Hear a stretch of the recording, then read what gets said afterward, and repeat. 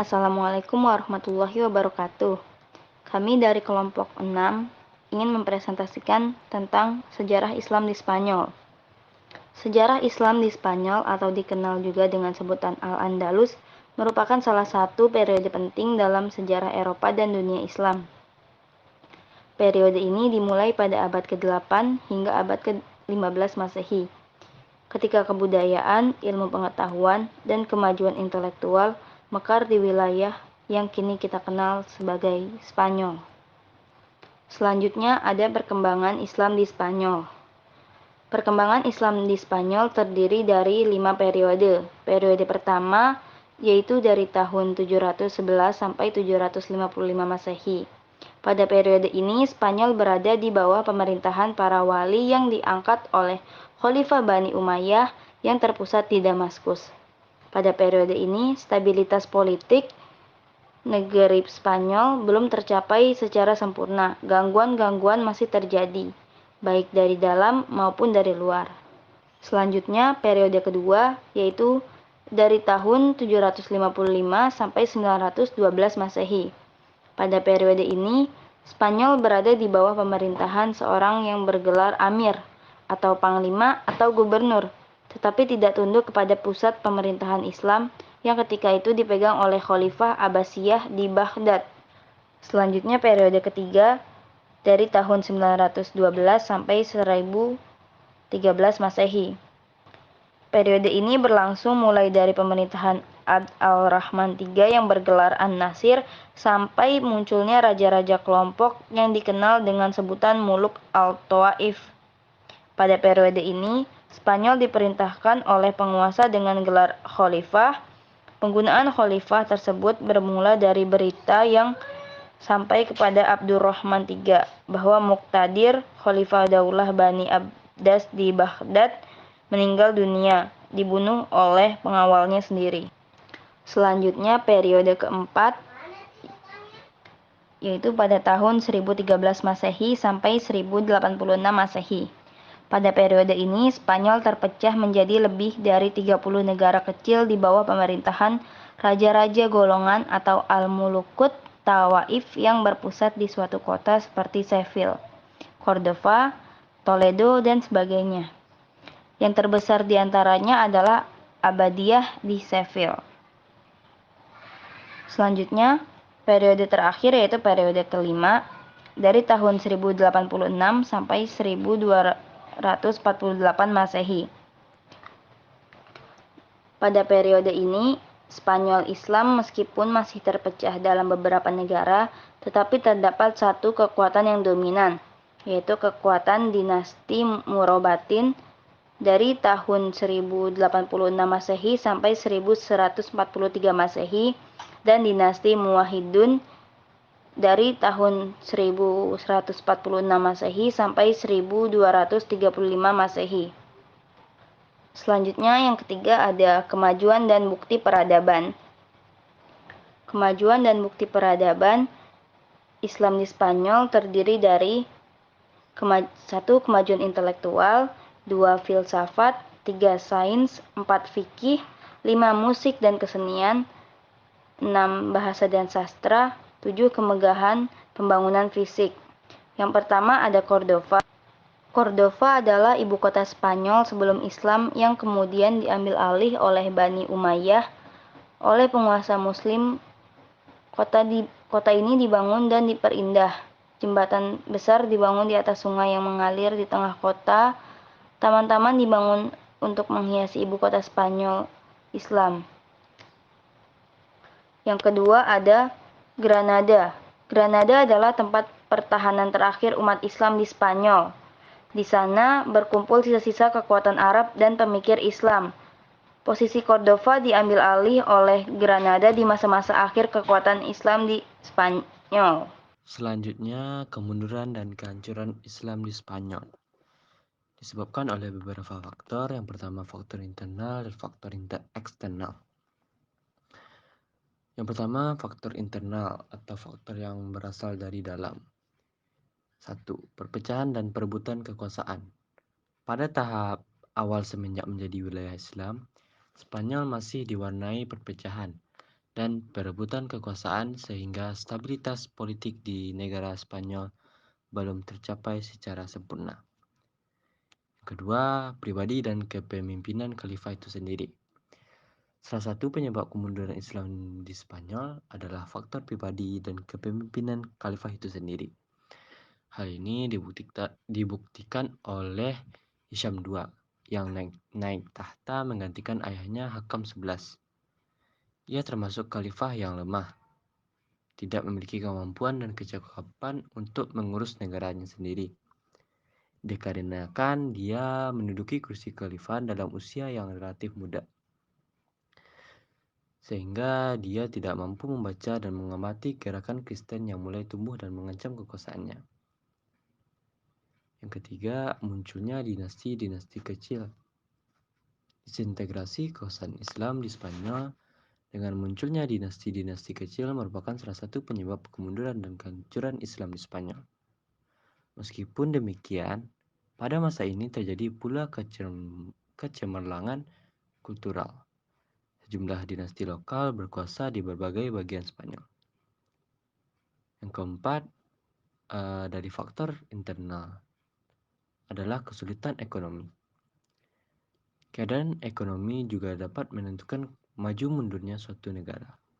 Di paruh kedua masa Islam di Spanyol, pembangunan kota dan pengembangan ilmu pengetahuan sangat gencar dan serius dilakukan, sehingga perekonomian yang ditimbulkan dapat mempengaruhi kondisi politik dan militer. Di samping itu, pasukan Muslim yang menyita harta milik orang kaya di Spanyol tidak mampu mengembangkan kekayaan tersebut dengan baik. Akibatnya, pendapatan negara merosot. Kemudian lebih parah lagi setelah munculnya khalifah yang lemah yang tidak lagi memperhatikan kemaslahatan rakyatnya, tapi bergelimang dalam kemewahan dan hanya ingin bersenang-senang semata.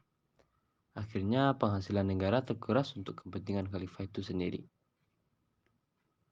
Yang kedua, ada faktor eksternal. Apa aja faktor-faktor eksternal tersebut?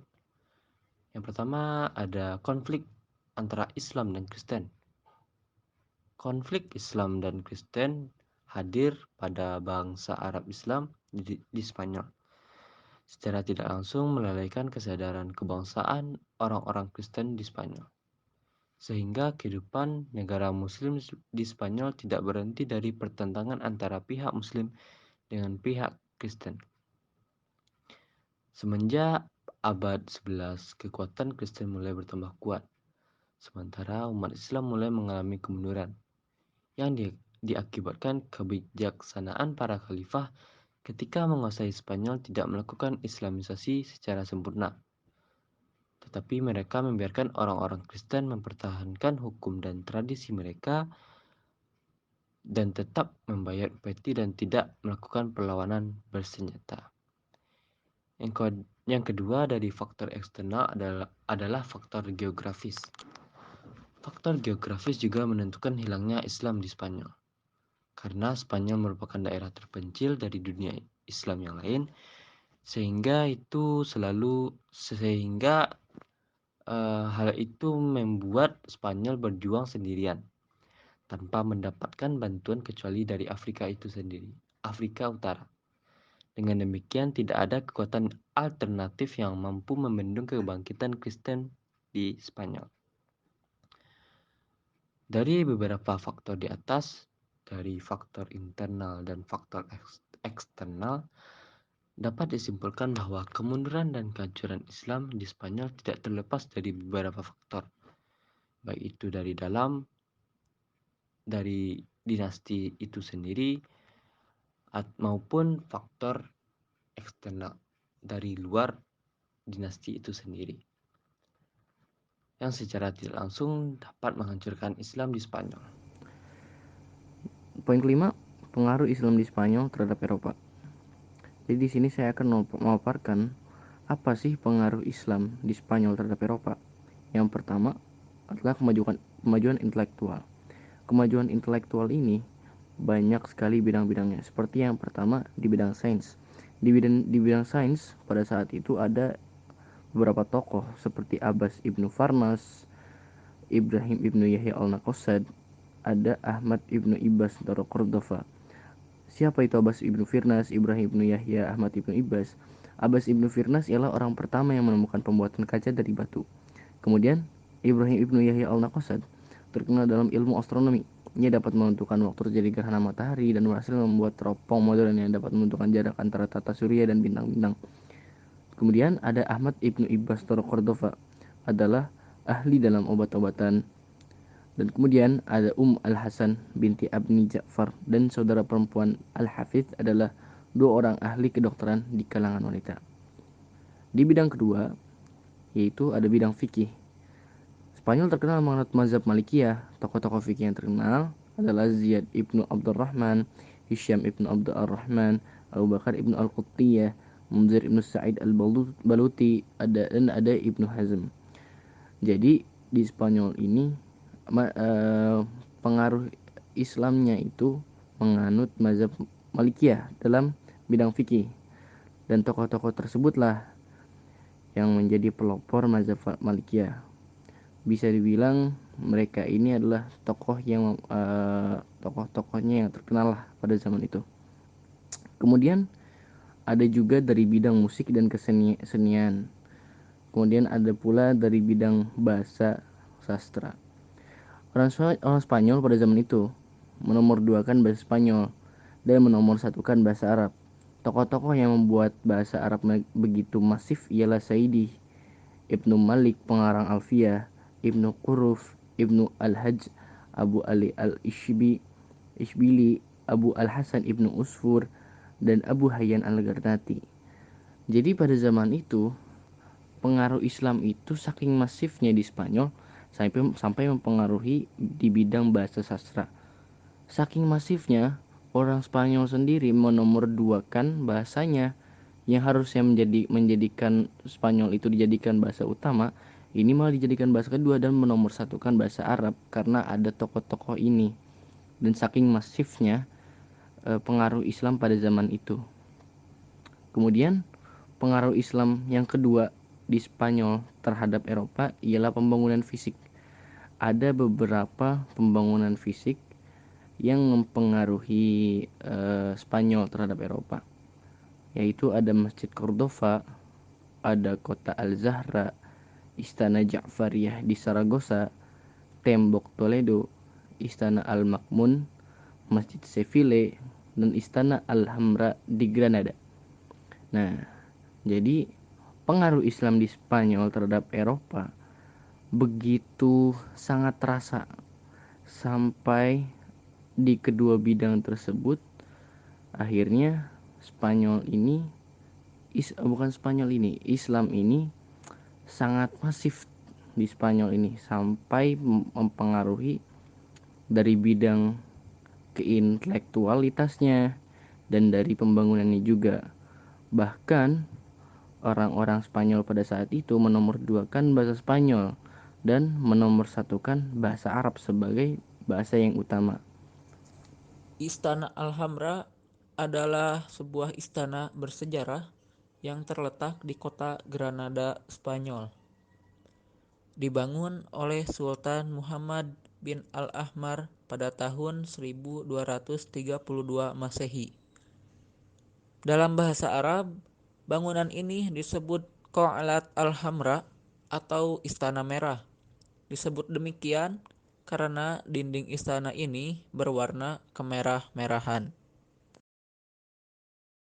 Salah satu bangunan peninggalan kejayaan Islam yang hingga kini masih berdiri kokoh di Sevilla adalah Istana Alcazar, atau sering disebut juga Real Alcazar. Pada mulanya, bangunan Istana Alcazar ini merupakan sebuah benteng pertahanan bangsa Muslim Moor.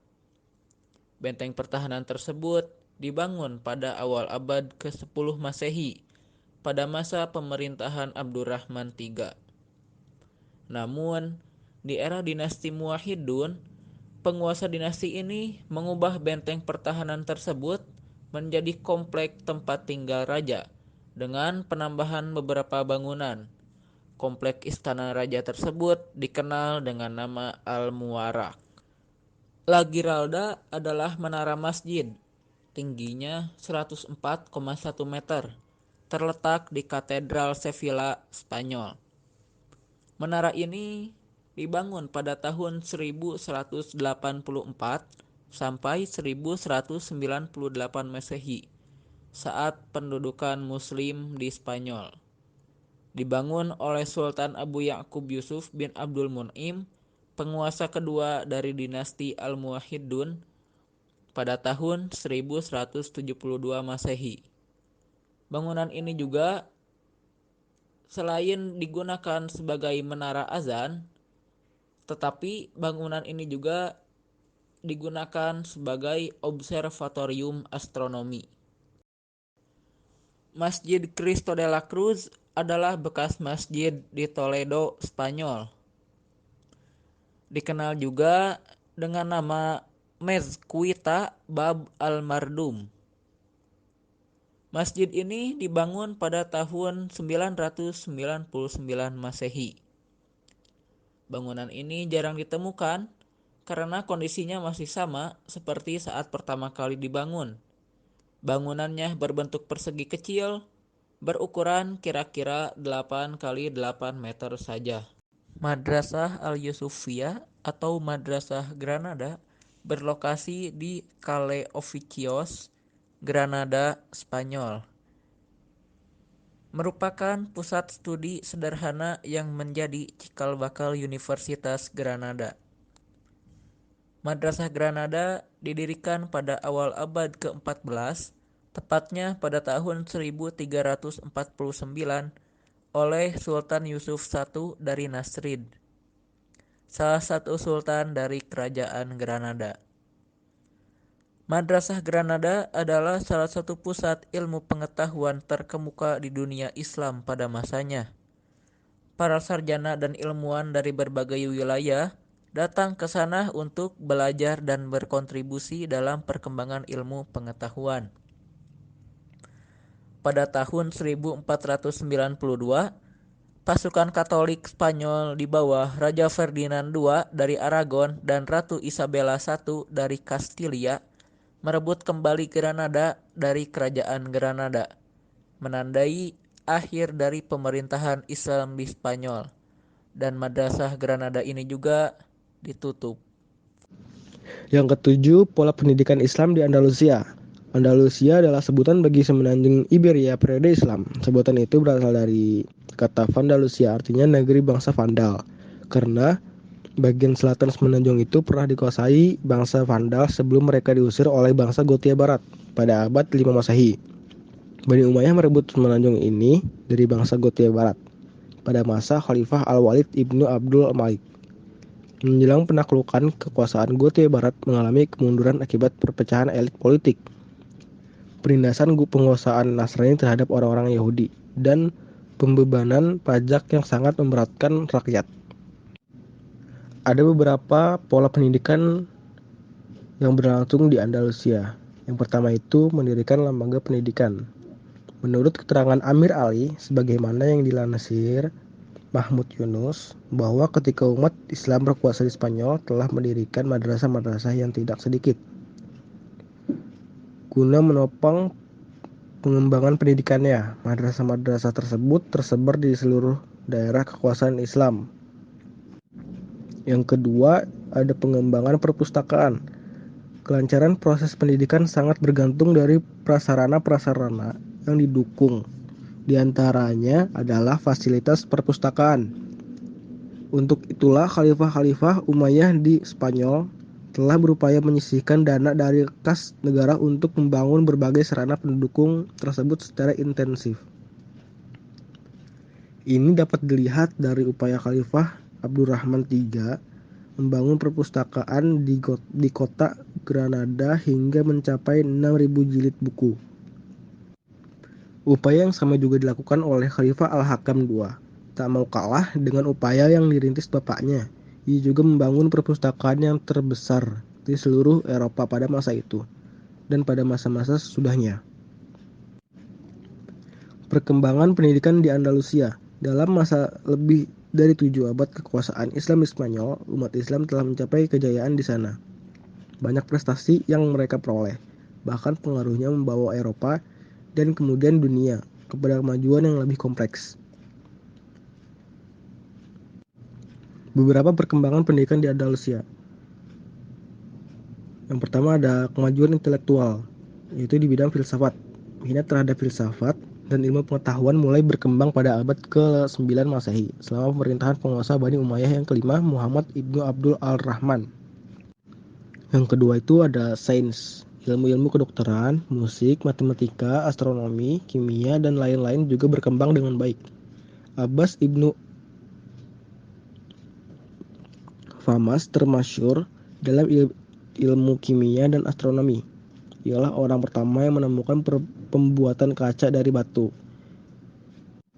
Yang ketiga ada fikih. Dalam bidang fikih, Spanyol Islam dikenal sebagai penganut mazhab Maliki. Yang memperkenalkan mazhab di sana adalah Zaid ibnu Abdul al-Rahman. Yang keempat itu ada musik dan kesenian. Dalam bidang musik dan kesenian, Spanyol Islam mencapai kecemerlangan dengan tokohnya Al-Hasan ibnu Nafi yang dijuluki Zaryab. Setiap kali diselenggarakan pertemuan dan jamuan, Zaryab selalu tampil mempertunjukkan kebolehannya. Yang kelima ada bahasa dan sastra. Bahasa Arab telah menjadi bahasa administrasi dalam pemerintahan Islam di Spanyol. Terakhir yang keenam itu ada konstruksi dan seni bangun. Ketika Al-Dakhil berkuasa, Cordova menjadi ibu kota negara. Ia membangun tembok dinding kota, memugar jembatan tua yang dibangun oleh penguasa Romawi, dan membangun kisaran air, supaya kota ini dapat air bersih. Digalinya danau yang airnya didatangkan dari pegunungan.